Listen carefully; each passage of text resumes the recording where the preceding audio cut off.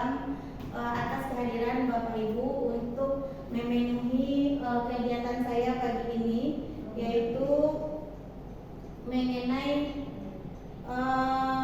penyampaian pemahaman dan penerapan materi mengenai budaya positif.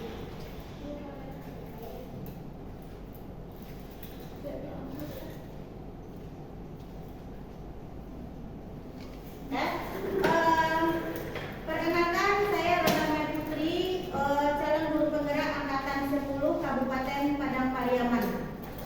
Kegiatan kita pagi ini adalah penyebaran pemahaman dan pengalaman dalam penerapan modul 1.4 disiplin positif. Bagi saya selama melaksanakan diklat CGP ini modul yang paling menarik karena ini berkaitan langsung dengan siswa kita, berkaitan langsung dengan apa yang kita rasakan di sekolah.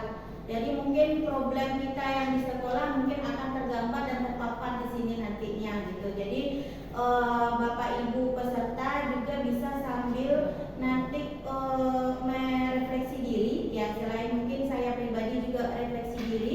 Bapak Ibu peserta juga bisa nanti merefleksi diri bagaimana penerapan disiplin positif selama ini di sekolah kita.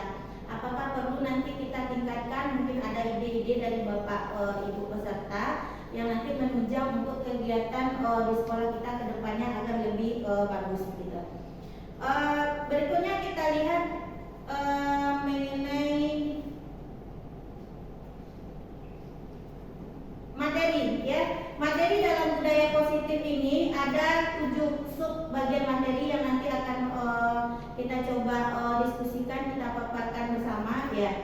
Yang pertama mengenai perubahan paradigma belajar, kemudian disiplin positif, kemudian motivasi perilaku manusia, kemudian yang ketiga kebutuhan dasar manusia, yang keempat posisi kontrol guru, yang kelima keyakinan kelas, dan yang terakhir itu segitiga restitusi. Nah, jadi nanti akan betul-betul nampak tergambar bagaimana kegiatan kita di sekolah kita dalam kelas, kemudian kita melaksanakan PBM maupun dalam situasi kelas. Dan ini slide pertama kita mengenai perubahan paradigma belajar. Ini materi baru pertama kita ya, sub pertama. Nampak mungkin di layar Bapak Ibu bisa lihat itu ada guru A dan guru B di sana ilustrasinya ya. Nah, di dalam skenario itu dikatakan guru A memiliki benda kecil berharga yang disimpan dalam kepalan tangan. Ia menyepalkan kedua tangannya dengan sangat kuat untuk menjaga benda tersebut agar tidak jatuh atau terlihat oleh orang lain.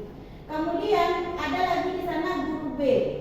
Guru B berupaya dengan segala cara meminta guru A membuka kepalan tangannya dengan cara merayu, memaksa, dan mengancam. Nah, kemudian pertanyaan di bawahnya, apakah guru A mau membuka kepalan tangannya? Kemudian kenapa dan siapakah di sini yang memegang kontrol? Jadi kalau kita ilustrasikan seperti kita punya benda berharga di tangan, ada mungkin berupa emas atau mungkin ada sesuatu yang kecil berharga di tangan kita ini, kita kepal. Kemudian ada teman itu yang ingin tahu isi di dalam itu apa. Jadi kita memegang benda kecil ini, ya isi di dalam apa? Oh rahasia, kan biasa kita seperti itu ya. Tidak boleh dilihat, tidak boleh dilihat. Tetapi teman yang satu lagi diilustrasikan di sana guru B, dia penasaran. Nah, sehingga dia dalam konteks dia nanti dia akan merayu, memaksa, dan mengancam. Misalnya kita merayu, ayo buka dong, buka, kamu kan baik, dan seperti itu kira-kira bahasanya ya. Atau mungkin dengan cara dia memaksa, diambilnya tangan kita, kemudian dia paksa untuk dibuka. Kemudian ada yang mengancam, ya kalau kamu tidak mau buka nanti tidak saya ajak gitu, atau tidak saya traktir. Itu kira-kira gambarannya ya. Nah, jadi kita bisa bawa ilustrasi ini ke anak murid kita, ya peserta didik kita. Anak murid kita pada dasarnya dia punya prinsip sendiri, punya pegangan sendiri yang ketika nanti kita suruh dia untuk berubah sesuai keinginan kita, melakukan sesuatu sesuai keinginan kita, itu kadang tidak bisa kita paksa. Ya, kita ilustrasikan sama dengan benda tadi. Menurut Bapak Ibu, apakah ketika Bapak Ibu punya benda berharga di tangan, kemudian Bapak Ibu dipaksa oleh teman untuk membuka, apakah Bapak Ibu mau membuka kepala tangannya? Enggak ya, karena bagi kita ini adalah berharga. Kemudian kenapa? Bapak Ibu pasti punya alasan. Nah, kenapa kira-kira kita tidak mau buka? Biar orang nggak tahu. Kemudian apa lagi? Takut diambil oleh orang lain. Apa lagi kira-kira? Manusia bukan punya hak mempertahankan dirinya. Manusia punya hak mempertahankan dirinya, punya dia idenya, prinsipnya yang nggak boleh diganggu gugat oleh orang lain. Istilahnya kita punya privasi. Jadi seperti itu pula anak didik kita, mereka punya privasi juga, ya, punya sesuatu yang menurut dia berharga, kemudian mungkin akan dia upayakan supaya nanti itu tidak dirusak, tidak diketahui oleh orang lain. Nanti arahannya ini kemana? Kita mencoba merubah paradigma kita yang salah selama ini atau miskonsepsi kita. Kalau menurut Dr. William Glasser, ya, dalam bukunya Choice Theory, ya, meluruskan miskonsepsi tentang makna kontrol. Kita kan selama ini menurut kita bisa mengontrol anak ini karena kita guru, anak adalah peserta didik, kita ada perbedaan status di sana, kita merasa kita bisa mengontrol anak. Nah, apa yang kita kontrol di sini biasanya? Kamu masuk, kemudian kerjakan tugas di sini, duduk, jangan kemana-mana, ya. Instruksinya seperti itu mungkin, ya.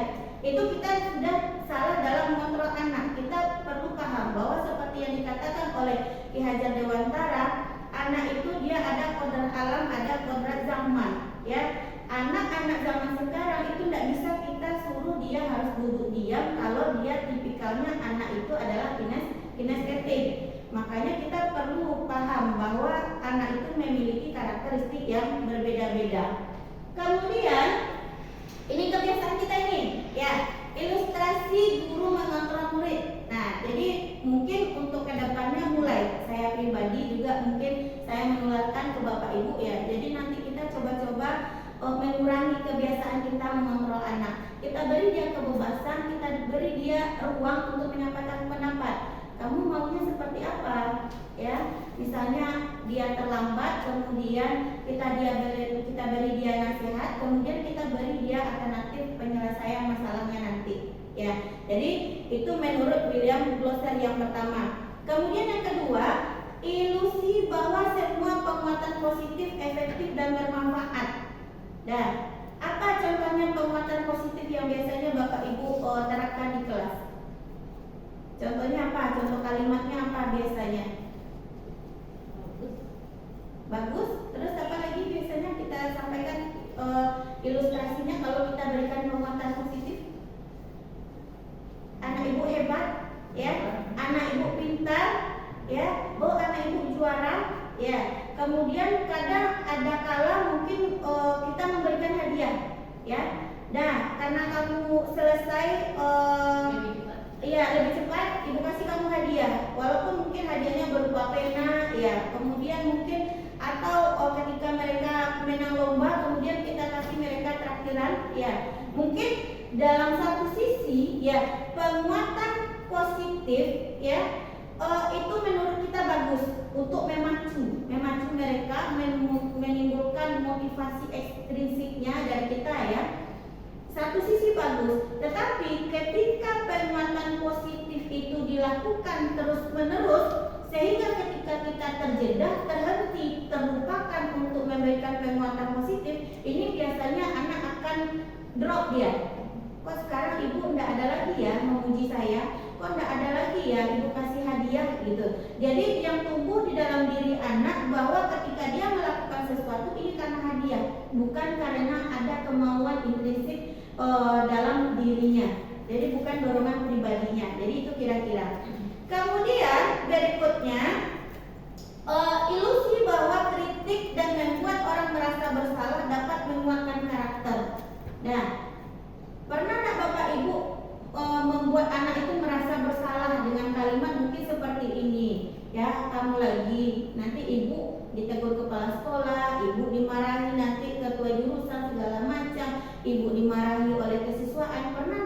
kira-kira Bapak Ibu menyampaikan seperti itu ke anak, kira-kira bahasa seperti itu ya. Nah, di sini dikatakan kalau kita membuat rasa bersalah itu tidak mempan untuk membentuk karakter anak. Ya, jadi nanti kita akan masuk materi ini di kontrol guru. Ya, ada guru itu yang sifatnya hanya membuat rasa bersalah jadi diri anak. Jadi sedikit-sedikit kamu kasihan sama ibu. Jadi ketika anak dibikin dia menjadi penyebab rasa bersalah bagi gurunya, dia akan merasa saya ini tidak ada gunanya, ya. Saya ini tidak bagus ini, ya. Saya hanya jadi penyebab masalah. Jadi itu kira-kira. Jadi secara real prakteknya ketemu tidak sama Bapak Ibu ini di kelas kita masing-masing. Iya, jadi ini masih terbawa kebiasaan kita ya. Kemudian berikutnya yang terakhir, ilusi bahwa orang dewasa memiliki hak untuk memaksa. Nah, ini ya disadari ataupun tanpa kita sadari kadang ya kita seperti itu ya. Kita merasa kita punya hak untuk memaksa ya, untuk anak kita di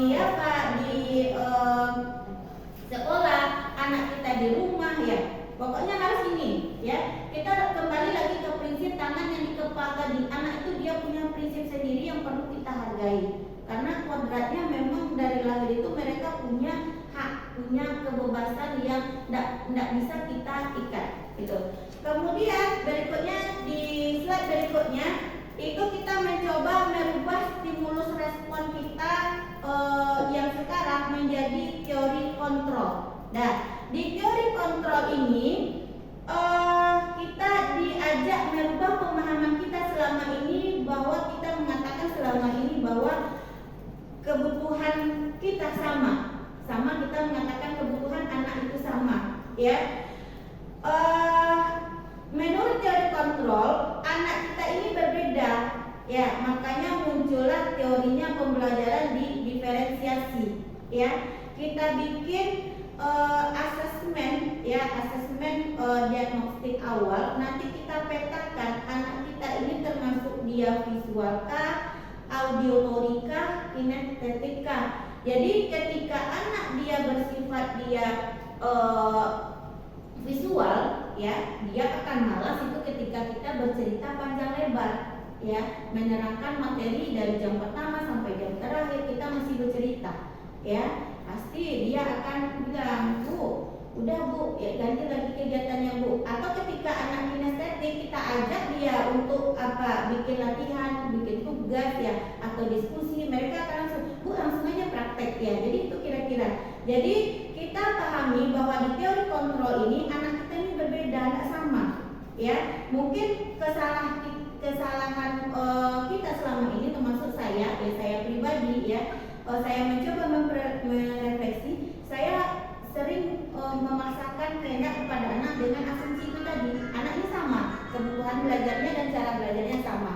Nah, kemudian setiap orang memiliki gambaran yang berbeda. Jadi orang cara penilaian atau cara sudut pandangnya itu berbeda. Jadi kita tidak bisa memaksakan anak untuk melihat secara sisi atau sudut pandang kita. Mereka punya sudut pandang pribadi. Kemudian kita berusaha memahami pandangan orang lain tentang dunia. Nah, jadi selama ini kita mungkin berupaya bagaimana bisa mengubah ya. Kita kan berupaya mengubah anak ini ya. Menurut Ki Hajar Dewantara, anak itu dia seperti biji jagung ya, satu biji jagung. Kemudian kita guru adalah petaninya ya. Biji jagung itu sudah ada. Tugas kita sebagai guru hanya nanti mengupayakan pupuknya, kemudian perawatannya, bagaimana tanahnya itu supaya subur, supaya digemburkan ya, supaya nanti hasilnya bagus ya. Itu kira-kira tugas kita. Jadi tidak ada yang bisa kita rubah karena anak ini dibentuk oleh yang pertama itu lingkungan keluarga. Jadi kodrat lingkungan dan kodrat zaman ini tidak bisa dipisah dari anak kita. Jadi kalau kita mengatakan, oh dulu di zaman ibu seperti ini, ya zaman kita tahun berapa, ya. Sekarang mereka hidup di zaman mereka, di mana ke pengaruh teknologi, penggunaan gadget itu berpengaruh ya. Kemudian menurut teori kontrol ya, hanya Anda yang bisa mengontrol diri Anda. Kalau menurut teori stimulus respon, orang lain bisa mengontrol saya ya. Kalau kita di teori kontrol sama kayak kepala tangan tadi ya, hanya saya yang bisa mengontrol diri saya. Jadi mau apa yang saya perbuat itu tergantung saya. Nah, kemudian berikutnya Anda tidak bisa mengontrol orang lain. Nah, sama juga seperti yang paparan di gambar tadi ya. Kemudian kolaborasi dan konsensus menciptakan pilihan-pilihan baru. Nah, jadi kita beri anak itu alternatif nanti ketika dia terbentur ada permasalahan, kita beri dia alternatif penyelesaian. Jadi jangan kita lakukan mereka ke satu alternatif yang menurut kita itu sudah terbaik menurut mereka untuk mereka ya, karena kembali lagi kepada miskonsepsi tadi ya, kita terkadang memiliki sudut pandang A, anak memiliki sudut pandang B berdasarkan prinsip yang mereka punya. Kemudian berikutnya di teori kontrol kita berpikir menang-menang, dalam artian ketika ada satu masalah dalam penyelesaian kita pikirkan itu positif bagi kita dan positif bagi anak. Nah, terkadang dalam pembelajaran kita sering lupa ya, kita hanya memikirkan ego kita. Yang penting ibu tunggu sekarang, pokoknya harus selesai sekarang. Jadi itu kira-kira ya. Jadi kita pikirkan juga bagaimana kesulitan anak mengerjakan. Jadi ini perlu jadi acuan juga bagi kita. Nah, kemudian berikutnya kita masuk mengenai disiplin positif. Nah, disiplin positif ini dalam bayangan Bapak Ibu seperti apa kira-kira? Apakah sudah berjalan di sekolah kita ini disiplin positif ini atau belum? Sudah. Nah, apa contohnya disiplin positif yang sudah berjalan di sekolah kita? Berdoa pagi sebelum memulai pembelajaran. Ya, terus berpikir dan menyanyikan lagu masyarakat lagu kebangsaan. Ya. Kita udah melakukan kegiatan berdoa di pagi hari, kemudian kita juga udah melakukan kegiatan di akhir pembelajaran itu kita melakukan kegiatan bersyukur, kemudian bernyanyi, kemudian apa lagi kira-kira? Mengaji.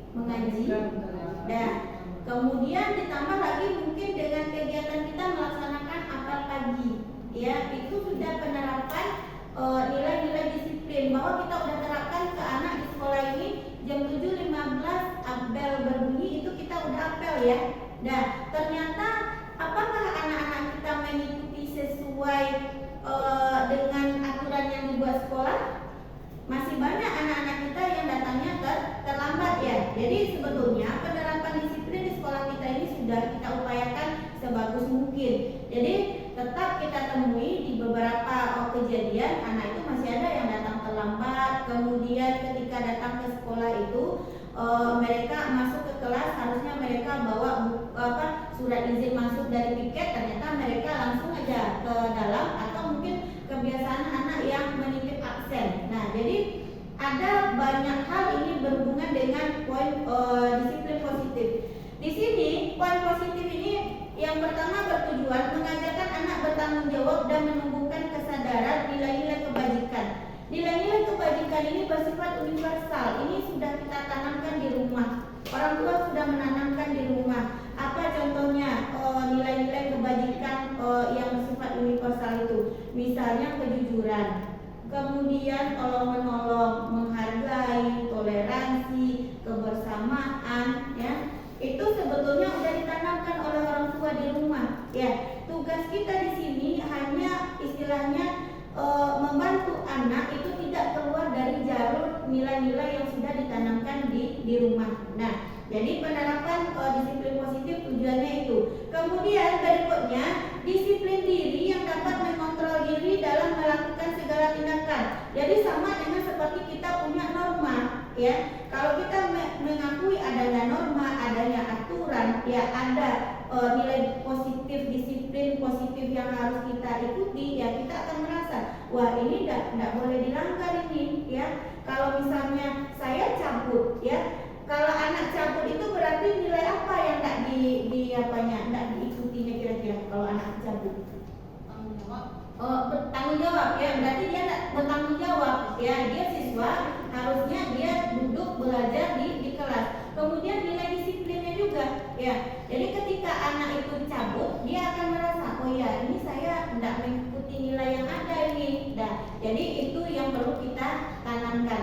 Kemudian disiplin positif membuat murid berbuat atau bertindak sesuai dengan motivasi intrinsik, bukan paksaan, ujian atau hukuman. Nah, jadi dorongan dalam diri itu sebisanya dan sebaiknya dan sebagusnya terbentuk dalam diri anak itu dalam bentuk dorongan intrinsik. Jadi jangan kita lagi yang bersifat memaksa, memuji, kemudian takut dengan hukuman baru mereka berbuat. Jadi kalau bagusnya itu ada kesadaran mereka. Kalau saya terlambat nanti saya ketinggalan pelajaran. Nah, itu yang kita harapkan dari anak-anak kita ya. Jadi kalaupun sekarang mungkin belum itu seutuhnya tampak pada diri anak kita, jadi mungkin secara perlahan mungkin kita bisa bersama-sama ya Bapak Ibu. Kemudian motivasi perilaku. Nah, motivasi perilaku itu ada 3 ya. Orang berbuat sesuatu itu karena yang pertama untuk menghindari ketidaknyamanan dan hukuman. Jadi ketika kita melihat anak itu masuk kemudian dia berbaris pada saat apel dalam keadaan mungkin dia terpaksa disuruh berbaris, malas-malas, itu sebetulnya hanya untuk menghindari ketidaknyamanan dan hukuman aja.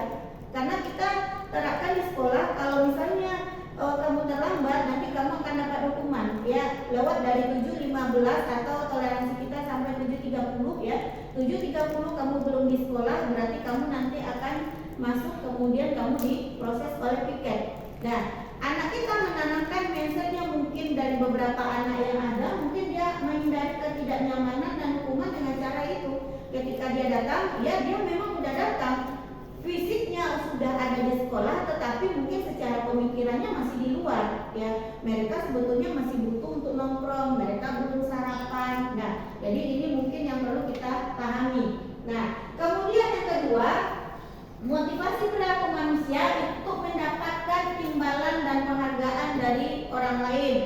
Nah, anak kita itu sebetulnya butuh juga dipuji, ya kan Bapak Ibu? Ya, sama ketika kita udah berbuat sesuatu, kita juga perlu adanya penghargaan dalam bentuk apresiasi, ya. Terima kasih kamu udah bekerja keras, atau terima kasih kamu udah berusaha. Mungkin seperti itu yang kita butuhkan ya. Itu udah kodrat manusia itu yang nggak bisa dilepaskan dari diri seseorang. Tetapi ketika anak mendapatkan imbalan dan penghargaan yang berlebihan, itu malah akan mematikan motivasi intrinsik dalam dirinya. Jadi ketika gurunya tidak kasih imbalan, ya sama seperti yang dipaparkan tadi, ya. Besok tidak bikin lagi, ya. Karena apa? Ibu ini biasanya memuji, ibu ini biasanya beri hadiah, biasanya ada apresiasi. Ini tidak ya. Karena mungkin dari sekian banyak anak di kelas, ada mungkin jumlah anak kita 25 atau 30 orang gitu. Jadi mungkin kita tidak bisa terfokus di diri dia saja, anak yang satu itu saja. Jadi mungkin kita perlu memecah perhatian kita ke anak-anak yang lain. Anak yang satu ini memang betul-betul kita apresiasi terus, karena mungkin caranya, triknya untuk membuat dia bekerja mengerjakan tugasnya mungkin seperti itu ya. Tetapi ini jangka panjangnya akan berefek ya. Ketika mungkin kita tidak masuk, kemudian kita tidak memberi apresiasi, ya kita tidak memberi penghargaan, ini mungkin anak akan drop. Atau mungkin ketika gurunya udah ganti, ya apa bahasa anak, ya nggak seru sama ibu itu, ya yang ibu yang kemarin seru, ya. Jadi itu kira-kira. Jadi anak akan mengotakkan kita sebagai guru. Nah, kemudian yang ketiga, untuk menjadi orang yang mereka inginkan dan menghargai diri sendiri dengan nilai-nilai yang mereka percaya. Ini sebetulnya motivasi yang kita harapkan dari anak. Ya, ini motivasi intrinsik. Ya, tumbuhnya itu tidak secara tiba-tiba, berprosesnya itu lama. Ya, saya yakin Bapak Ibu sudah berusaha berulang kali mungkin memberikan motivasi intrinsik kepada anak. Ya, mungkin ada yang sudah berhasil, mungkin ada yang belum. Tetapi mungkin di sini tugas kita berarti akan lebih ekstra. bagaimana anak ini tumbuh kesadarannya, karena dalam artian gini, kita ingin anak itu belajar itu memang dari kesadaran dia, bukan lagi kita yang meminta, kita yang memaksa, ya Bapak Ibu ya. Kemudian berikutnya kebutuhan dasar manusia. Kita adalah guru yang juga sebagai manusia, kebutuhan kita sama dengan anak. Kemudian kebutuhan dasar anak, ya kita berbicara mengenai anak. Kebutuhan dasar anak itu ada 5, sama dengan kita, ya. Yang pertama bertahan hidup, ya. Bertahan hidup itu apa yang pertama? Kira-kira contohnya Bapak Ibu? Makan, kemudian minum, pakaian, kemudian tempat tinggal. Nah, itu kira-kira ya, sandang, papan, pangan. Nah, kebutuhan bertahan hidup anak kalau tidak terpenuhi, ya, dia tidak akan seimbang untuk kegiatan lain. Jadi pagi hari itu kita mungkin menemukan anak itu yang tidak semangat belajar, ya. Perlu kita pahami anak ini kenapa. Ya, untuk paham itu kan mungkin kita akan bertanya dulu, ya kenapa kamu tidak semangat? Mungkin dia akan menyampaikan, Bu, saya belum sarapan, saya belum makan. Nah, atau mungkin kondisi di rumah, seperti ketika anak kita ada permasalahan di rumah, mungkin dia mengalami musibah banjir kah, atau rumahnya kebakaran, ya. Jadi itu akan mengganggu aktivitas dia belajar. Nah, jadi yang pertama itu memang dikatakan kebutuhan bertahan hidup itu yang poin pertama yang harus kita penuhi, ya, harus kita perhatikan untuk anak didik kita. Kemudian yang kedua, kasih sayang dan rasa diterima. Nah, anak ini walaupun dia di rumah itu mungkin sudah diperhatikan oleh orang tua, ya, tetapi di sekolah mereka juga butuh perhatian dan kasih sayang dari kita. Lebih trouble lagi, masalah lagi ketika di rumah dia tidak diperhatikan, di sekolah kita juga lupa memperhatikan mereka. Ya, kasih sayang apa contohnya yang dibutuhkan oleh anak? Nah, kasih sayang dan rasa diterima. Dia merasa ingin dianggap ada di kelas. Ya, jadi mungkin terkadang kita fokus ke anak pintar saja. Ya, enggak Bapak Ibu? Dan terkadang kita seperti itu ya. Kita hanya fokus kepada anak pintar aja, anak yang aktif aja, ya.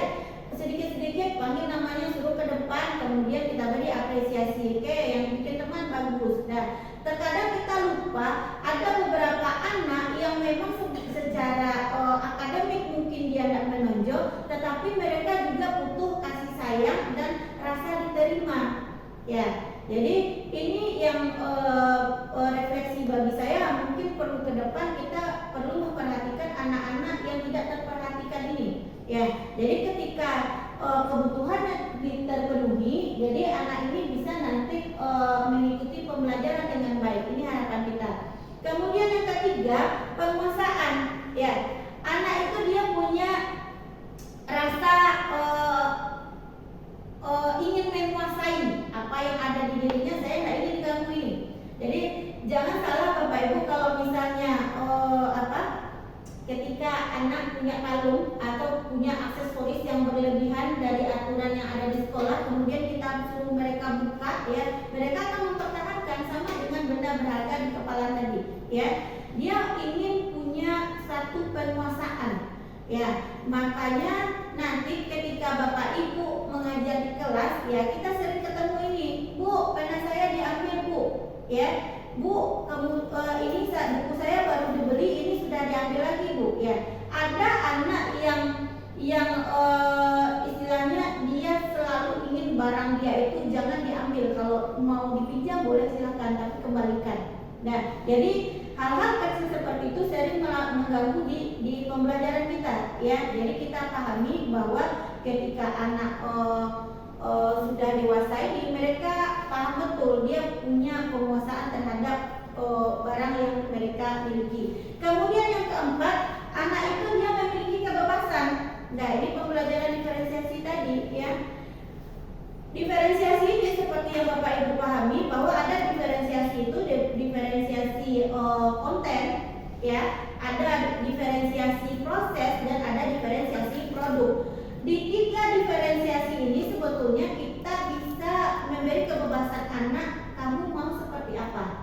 Nah, makanya kita di sini dituntut sebagai guru nanti ketika kita mengajar itu ya konten kita itu dibedakan. Walaupun materinya sama-sama, misalnya sama-sama iklan, misalnya seperti kami yang di pemasaran, sama-sama iklan, tetapi iklan itu ada yang kita gambarkan iklan cetak, ada yang dia visual, ya ada yang dia audio visual, atau iklan di radio misalnya, atau mereka nonton di TikToknya. Jadi kita suruh mereka evaluasi atau kita suruh dia mencari iklan apa yang mereka suka berdasarkan cara belajar dia tersebut. Kemudian untuk diproses nanti itu kita bisa meminta mereka silakan analisa sesuai dengan yang kamu mau, ya. Kamu boleh nanti kerjakan secara berpasangan, pribadi, berkelompok. Ternyata kita boleh membebaskan anak. Dan Bapak Ibu pasti ketemu ketika anak di kelas itu dia paling malas itu untuk bekerja kelompok, ya. Kalau kita tanya apa alasannya kalau malas bekerja kelompok itu? Karena ada teman yang tidak ikut, tidak mau terlibat, ya. Saya aja terus Bu, ya, dari awal sampai akhir saya saja, ya. Jadi itu kira-kira. Jadi dia pasti ketika anak mempunyai prinsip seperti itu, dia pasti ingin ketika tugas itu tugas individu aja Bu, ya. Itu saya sendiri aja. Nah, bisa kita membebaskan anak seperti itu, tetapi di satu sisi kita kolaborasikan mereka. Bisa dia mau berpasangan, kan ada yang ini, Bu, saya berdua aja Bu, ya. Bu, banyak itu terlalu ribet Bu. Ada malah yang anak dia merasa dia tak percaya diri dengan kemampuan dia. Caranya gimana? Bu, sama-sama aja Bu, ya. Soalnya saya tak bisa sendiri. Nah, jadi ini diferensiasi anak. Nah, jadi ini kebebasan. Jadi ketika apapun permasalahan anak, kita kembalikan lempar kepada mereka. Menurut kalian gimana bagusnya? Nah, ini untuk kebebasan. Kemudian yang terakhir itu kesenangan. Anak itu perlu juga sekali kita ajak untuk bersenang-senang. Nah, ada mungkin kita ketemu anak itu yang teriak, Bu, ini usil, Bu, ini usil. Sebetulnya yang anak yang mengganggu itu hanya untuk kesenangan dirinya saja, di mana teman-temannya bisa ketawa, di mana kelas itu tidak terlalu serius, ya itu yang mereka bentuk, ya. Cuma kita lagi mengajarkan anak itu sesuai dengan waktu yang tepat. Jadi kalaupun mereka harus butuh waktu untuk bersenang-senang, ya mereka bercanda, ya kita sampaikan ini masih di dalam pembelajaran. Nah, Bapak Ibu minta kalian serius. Nanti di kegiatan setelah tugas kelompok selesai, pembelajaran kita selesai, mungkin tidak apa-apa kita kasih waktu untuk intermezzo. Karena di pembelajaran aja sekarang seperti yang Bapak Ibu tahu, kita perlu menerapkan ice breaking, ya. Ice breaking itu kadang ada yang guru saja mengasih instruksi, anak bergerak di sana. Ada malah kegiatan itu malah sampai ada yang berlari-lari, kemudian menari-nari, ya. Jadi memang betul anak yang sifatnya kinestetik itu tidak bisa kita suruh diam saja. Ya, ada waktu mereka memang perlu namanya bergerak, ya. Jadi ini mengenai kebutuhan dasar manusia. Kemudian kita masuk ke posisi kontrol guru. Nah, posisi kontrol guru ini ada 5, ya. Bapak Ibu bisa nanti merefleksi diri Bapak Ibu sendiri, ya. Seperti saya juga sudah merefleksi diri saya, ya. Kira-kira posisi kontrol kita yang dominan itu di mana? Ya, penghukum yang pertama. Penghukum itu kalau misalnya anak datang terlambat sedikit-sedikit langsung dihukum, atau anak terlambat masuk kelas dah dihukum. Kemudian anak buang sampah sembarangan dihukum, anak tidak melakukan ini dihukum, gitu. Padahal sebetulnya sebelum kita menerapkan penghukuman itu kita perlu tahu apa alasan anak berbuat seperti itu. Ya, kalau contohnya sederhana seperti mungkin yang sering kita temui, anak itu terlambat datang pagi, ya. Mungkin ada kebutuhan dasar dia yang belum terpenuhi. Apa contohnya? Mungkin di rumah itu dia belum makan. Nah, atau mungkin dari kasih sayang orang tua, perhatian orang tua tidak ditemuinya, sehingga ketika pagi itu dia mendapati orang tua sudah berangkat bekerja dan saya baru bangun ini, udah terlambat. Nah, jadi perlu mungkin kita pahami sebelum kita menerapkan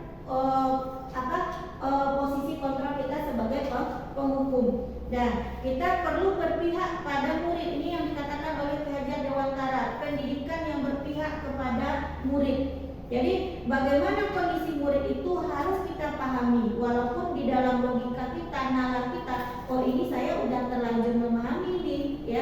sudah sangat-sangat memahami, udah banyak-banyak sekali toleransi, tetapi menurut kajian Dewantara itu harus kita pertimbangkan. Ya, jadi untuk memberikan hukuman itu kita mungkin untuk saya pribadi itu mulai kita kurangi ya. Kemudian memposisikan anak sebagai teman, ya.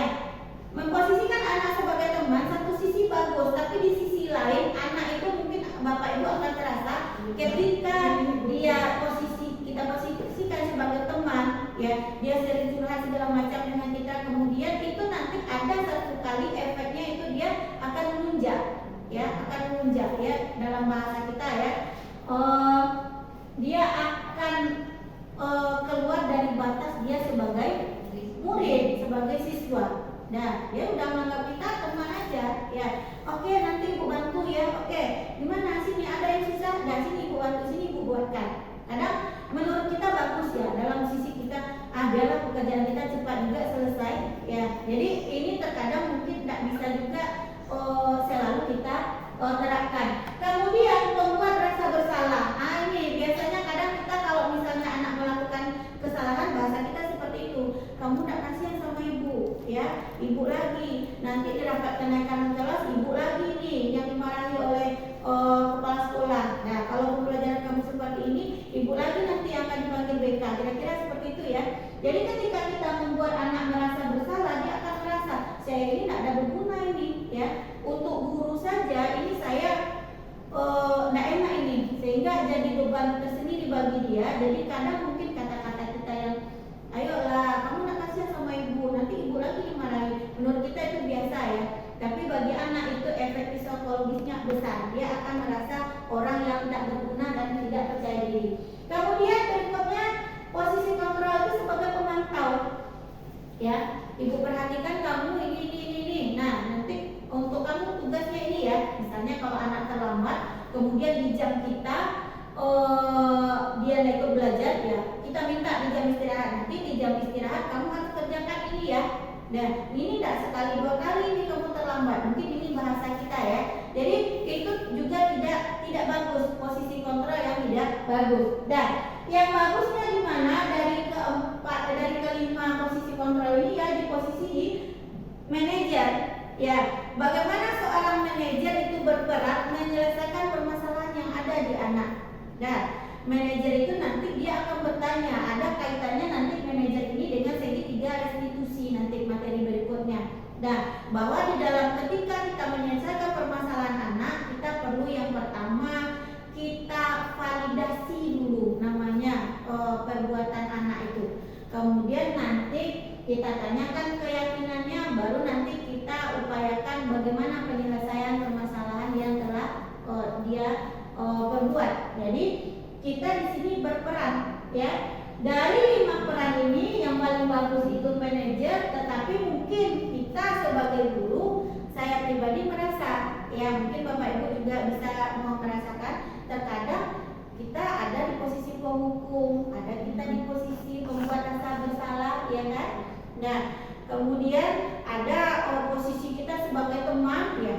Nah, jadi mungkin kelima posisi ini sudah kita lakukan tanpa kita sadari. Mungkin juga kita sudah berposisi sebagai manajer, ya. Tetapi yang mungkin yang perlu kita kurangi di sini adalah posisi kita yang empat itu, sebagai penghukum, sebagai teman, sebagai pembuat rasa bersalah, dan sebagai pemantau. Nah, jadi bagaimana kita menjadi manajer bagi anak. Kemudian berikutnya mengenai keyakinan sekolah atau keyakinan kelas. Nah, Bapak Ibu mungkin punya pegangan peraturan, ya, peraturan kelas. Nah, kita mencoba menggeser, ya, seperti yang Bapak Ibu ketahui juga, kita coba menggeser bahasa peraturan itu menjadi keyakinan atau kesepakatan, ya, kesepakatan kelas atau keyakinan kelas atau keyakinan sekolah, ya. Kenapa perlu diubah dari peraturan menjadi keyakinan menurut Bapak Ibu? Kalau itu yang dibuat setiap ada kegunaannya. Kalau keyakinan itu mungkin lebih positif, ya, maknanya lebih positif. Ada keyakinan kita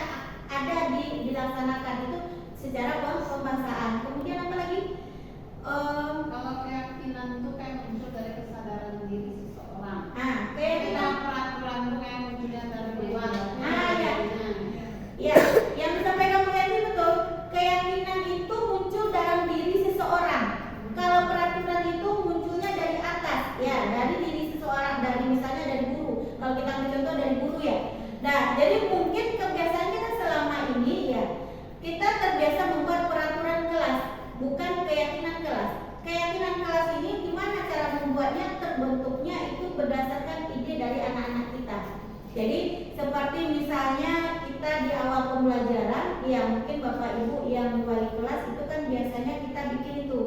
Kita bikin peraturan kelas ya, selama ini kan bahasanya seperti itu ya, kita bikin peraturan kelas. Nah, peraturannya ini, tidak boleh bawa HP, tidak boleh terlambat, tidak boleh memakai baju yang berbeda seragam, dilarang ini, dilarang ini, dilarang ini ya. Ini berupa peraturan kita. Tetapi sekarang kita mencoba seperti pemaparan yang dikatakan oleh materi disiplin positif ini, kita merubah kata peraturan itu menjadi keyakinan kelas. Untuk pembuatan keyakinan kelas ini bukan dari guru, tetapi dari anak kita, dari murid kita, dari siswa kita.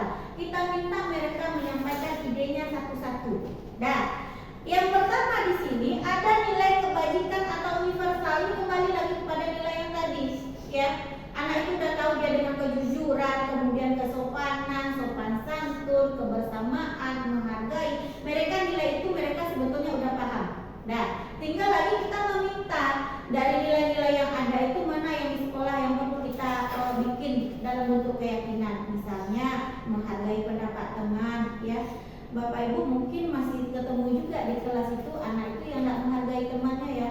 Apalagi kalau dalam pembelajaran misalnya diskusi, sok-sokan kan seperti itu kira-kira bahasanya ya, menghargai teman. Kemudian ketika dia ke sekolah itu bermain HP di jam pelajaran, ya kita bisa mungkin membuat berupa keyakinan kelas itu adanya di sana dibunyikan, ya, menggunakan HP di luar kegiatan pembelajaran. Nah, jadi di dalam pembentukan keyakinan kelas ini bahasanya harus positif semua. Tidak boleh kata dilarang, tidak boleh kata jangan, ya. Tidak boleh katanya diawali dengan tidak, ya. Misalnya dilarang menggunakan aksesoris berlebihan. Nah, kita mungkin bisa menggantinya dengan menggunakan apa kira-kira bahasanya? Menggunakan siswa menggunakan aksesoris sewajarnya. Nah, itu kira-kira. Nah, jadi kita ganti-ganti aja bahasanya supaya bagi anak ketika dia membaca ini jadi satu kenyamanan bagi dia. Oh, nggak ada tertera di sini larangan, tidak boleh, jangan ya. Jadi seperti kita baca peraturan Bapak Ibu ya, tidak boleh ini, dilarang ini, tidak dianjurkan ini ya. Jadi kesannya kita tertekan aja. Jadi kira-kira seperti itu nanti yang kita upayakan di kelas itu ada.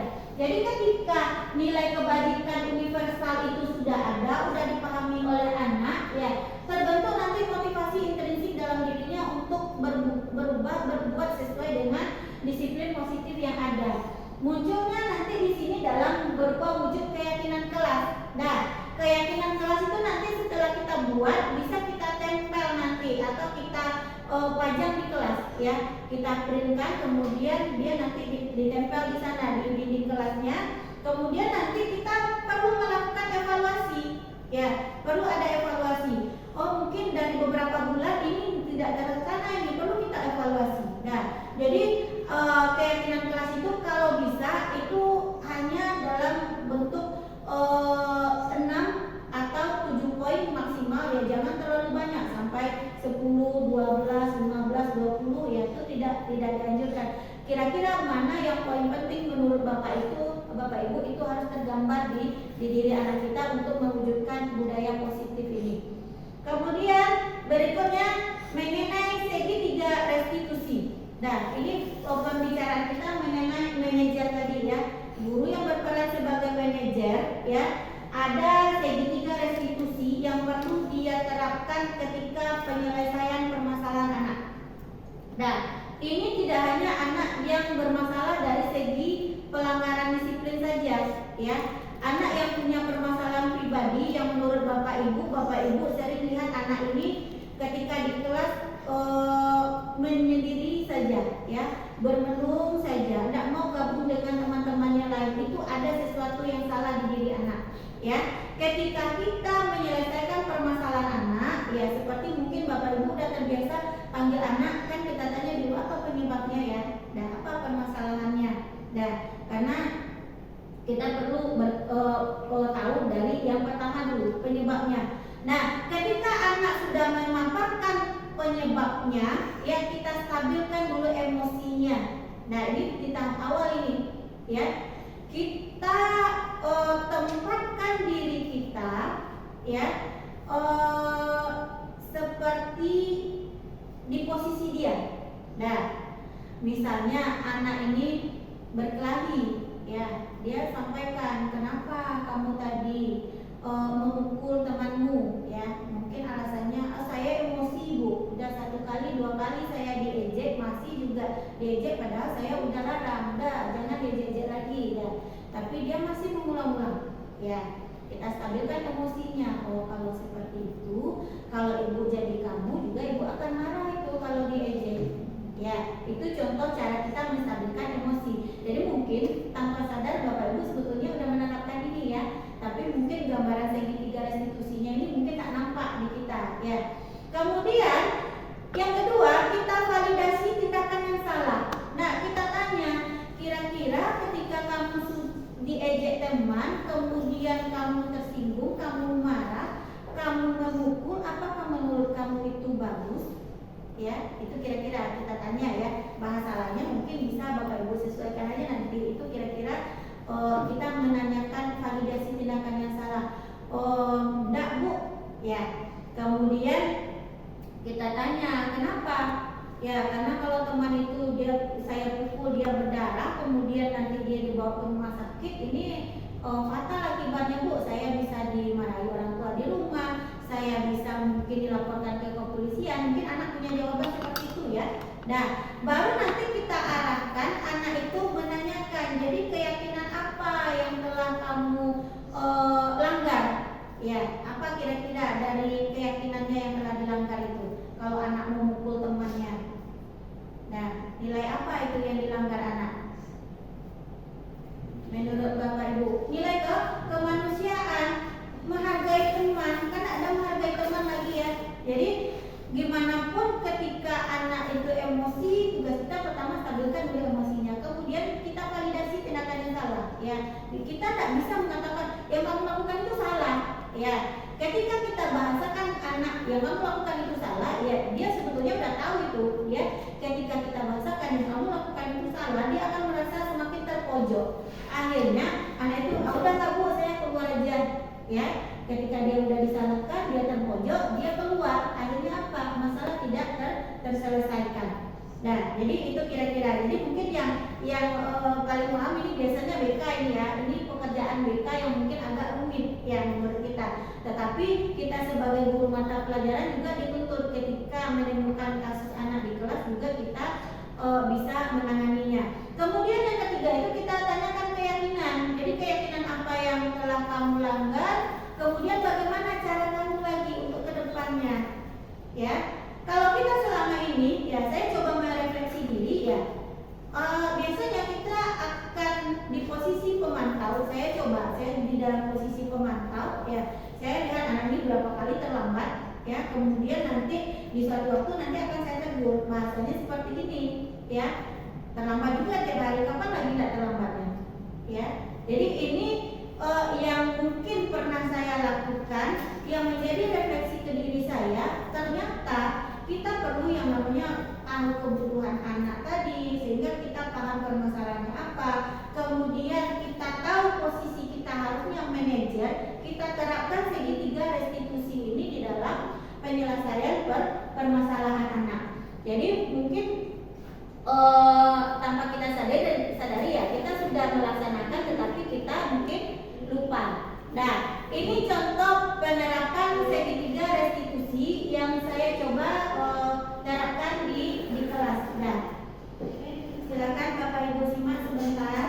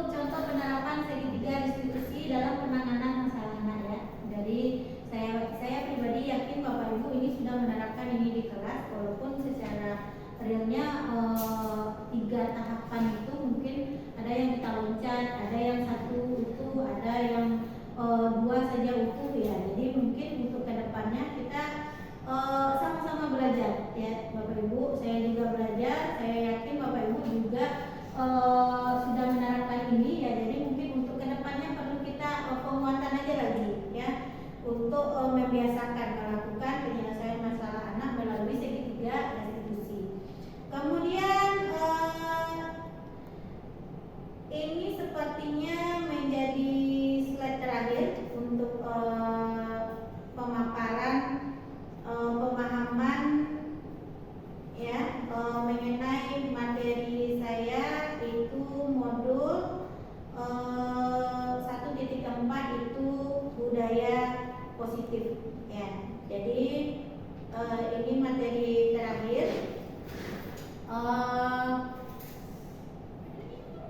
Untuk kedepannya saya berharap Bapak Ibu tidak akan bosan ketika nanti saya undang lagi dalam kegiatan berbagi berbagi pemahaman ya Bapak Ibu, karena sebetulnya kita sebagai guru itu sama-sama belajar ya. Jadi mungkin di kesempatan ini saya berdiri di sini bukan bermaksud untuk menjadi guru untuk Bapak Ibu ya. Kita sambil belajar untuk kedepannya bagaimana anak didik kita menjadi lebih bagus, kita juga lebih bagus dalam melaksanakan fungsi dan peran kita sebagai guru ya. Bagaimana kedepannya SMK 1 6 Lingkung ini semakin maju dan semakin hebat. Nah, jadi terima kasih atas perhatian dan dukungan Bapak Ibu yang sudah menyempatkan waktu untuk hadir pada kegiatan ini ya. Salah dan janggal saya mohon maaf. Wassalamualaikum warahmatullahi wabarakatuh.